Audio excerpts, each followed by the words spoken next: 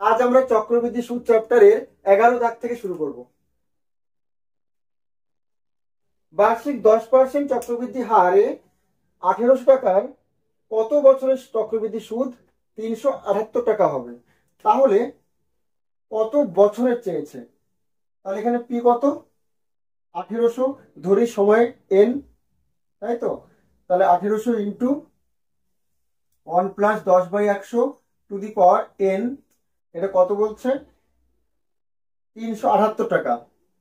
এতটা সুদ হবে। আর এটা কি সুদ আসল? তাহলে সুদের সঙ্গে আসল যোগ করে দিই, তাহলে এটা হবে আমাদের সুদ আসল। বা এখান থেকে আমরা 1800 ইন্টু, এখানে একটা শূন্য কেটে যাচ্ছে, তাহলে 10 কে 10 আর 1 11, এটা 11/10 টু দি পাওয়ার এন থাকবে। আর ওদিকে কত হবে? 1800 আর এটা যোগ করলে 8 7 8 আর 3 11, 1 হাতে 1 2, 2178। বা 11/10 টু দি পাওয়ার এন, ওইদিকে 2178/1800 হবে। আর যেহেতু 10 রয়েছে, তাহলে এখানেও নিচে 10-এর সামথিং, অর্থাৎ তাহলে 18 দিয়ে কাটবে। 18 দিয়ে কেটে দিই, 18 কে 18, তাহলে এদিকে কাটলে পরে 18 কে 18 3 থাকে 37, 18 দুগুণী 36, 1 থাকে 18, 18 কে 18। তার মানে এটা পাচ্ছি আমরা 11/10 টু দি পাওয়ার এন। আর ওদিকে দেখো 121 মানে 11 স্কোয়ার, আর এটা 10-এর স্কোয়ার। ঠিক আছে, তার মানে এন ইকুয়াল টু 2। তাহলে সময় 2 বছর। সি দাগ।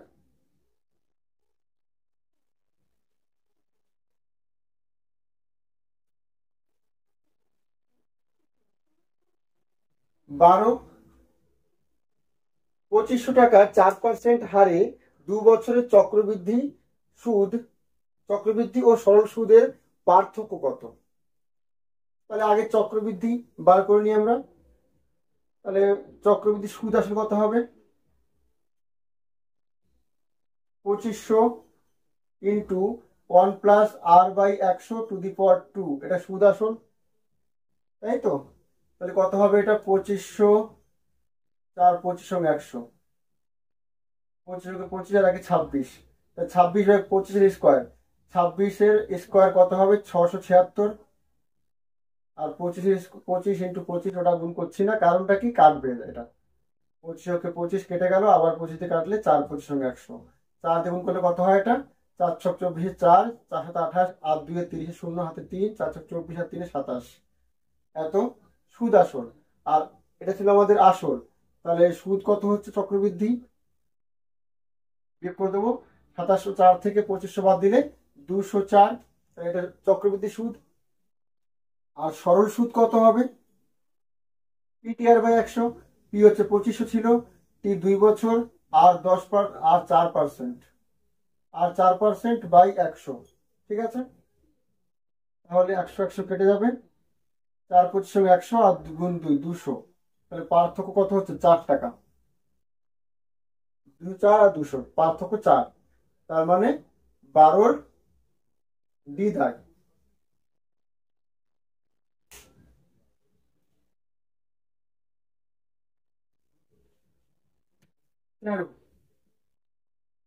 কত টাকার 5% হারে 2 বছরের চক্রবৃদ্ধি ও সরল সুদের পার্থক্য 16 টাকা হবে? এখানে পার্থক্য বলে দিয়েছে, আগেরটা পার্থক্য চেয়েছিল, এখানে পার্থক্য বলে দিয়েছে। তাহলে কত টাকা চেয়েছে? তাহলে ধরি মূলধন পি টাকা, তাহলে P into 1 plus 5/100 to the power 2, এটা সুদ আসল, চক্রবৃদ্ধি সুদ আসল, তাই 2 বছরের। তাহলে মাইনাস পি, তাহলে এটা চক্রবৃদ্ধি সুদ। আচ্ছা, আর সরল সুদ কত হয়? পি পি r/100, এটা সরল সুদ। চক্রবৃদ্ধি সুদ থেকে সরল সুদ বাদ দিলে কত বলছে ওরা? 16 টাকা। ঠিক আছে, তাহলে এখান থেকে আমরা কত পাবো? পি 3টের মধ্যেই আছে, কমন নিই। তাহলে এখানে কি থাকবে? 5 20 100, দ্যাট ইজ 20 20 আর 1 21, 21/20 স্কোয়ার, অর্থাৎ 441/400 হবে স্কোয়ার করলে।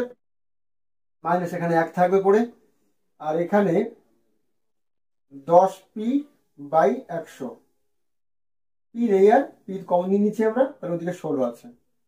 তাহলে লসাগু করলে কত হবে?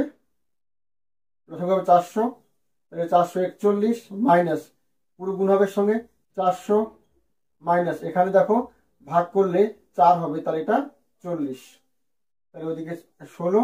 তাহলে পি ইন্টু 441 থেকে 400 বাদ দিলে 41 থাকে, 41 থেকে 40 বাদ দিলে 1 থাকে, তাহলে 1/400 হলো। তাহলে পি ইকুয়াল 464, 6400, 13টা 6400 টাকা, মূলধন 6400। বিদায়।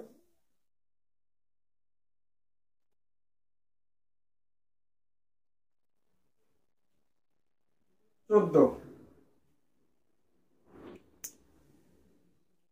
1000 টাকার 10% হারে 3 বছরের চক্রবৃদ্ধি ও সরল সুদের পার্থক্য।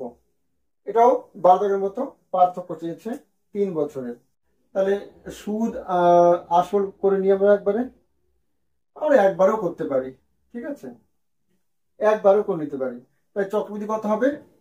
তো 1000 into 1 plus R by 100 to the power 3 minus 1000, এটা চক্রবৃদ্ধি সুদ, মাইনাস সরল সুদ কত হবে? পি টি আর বাই 100, একবারই পার্থক্য করে দিচ্ছে, একই ব্যাপার। তাহলে এখানে আমাদের দুটো শূন্য কেটে যাচ্ছে, তাহলে কত আসছে? এটা 1000, এটা এটা কাটবে 10 10 আর 1 11, তাহলে 11/10 কিউব, 11 কিউব 1 3 3 1 হয়, আর 10 কিউব 1000 হবে, মাইনাস 1000 মাইনাস এখানে 3 পরে দুটো শূন্য হবে উপরে, তাই তো পুরো কেটে গেল। তাহলে 1331 থেকে 1000 বাদ দিলে 331 থাকে, মাইনাস 300 আছে লাস্টে, তার মানে 31 পড়ে থাকবে, পার্থক্য 31 টাকা, 14 31 টাকা। বি দাগ।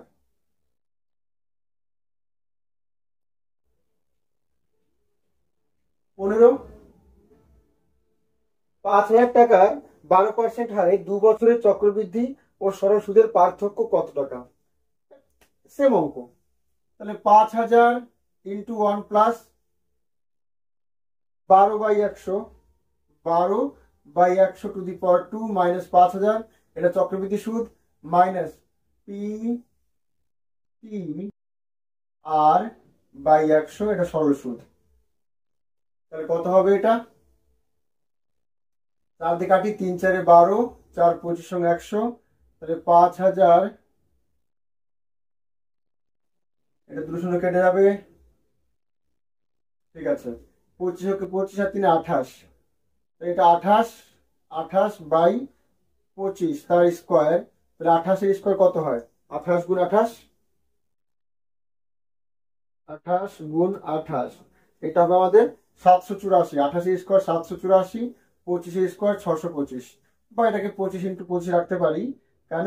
কারণ কাটাকাটি করবো, আর এদিকে 5000 থাকলো, আর এদিকে 50 দুগুণি 100, 100 গুণ 12 1200, তাহলে 25 দিয়ে কাটলে 25 দুগুণি 50, দুটো শূন্য করে থাকবে, 8 25 200, তাহলে 8 দিয়ে গুণ করলে 4 8 32, 2 হাতে 3, 8 8 64, আর 3 67, 7 হাতে 6, 7 আর 56 আর 6 62, মাইনাস 5000 আর 1200, তাহলে এটা 62 হবে, অর্থাৎ 72।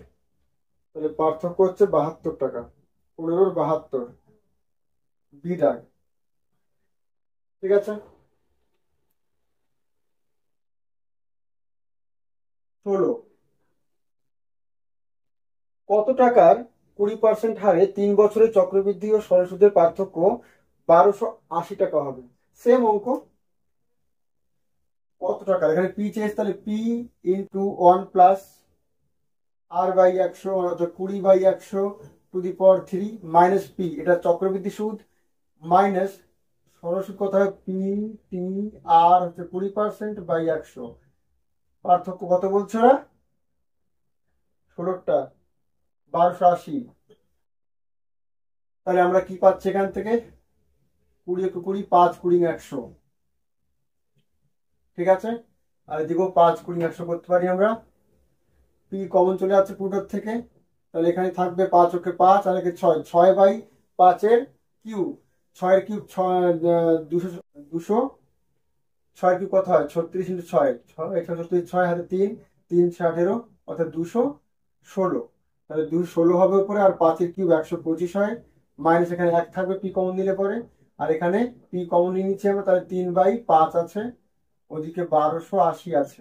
তাহলে পি ইন্টু লসাগু হবে আমাদের 125, তাহলে 216 মাইনাস 125 ওকে 125 হবে, মাইনাস 5 দিয়ে ভাগ করলে 25, 3 25 75, ওদিকে 1280।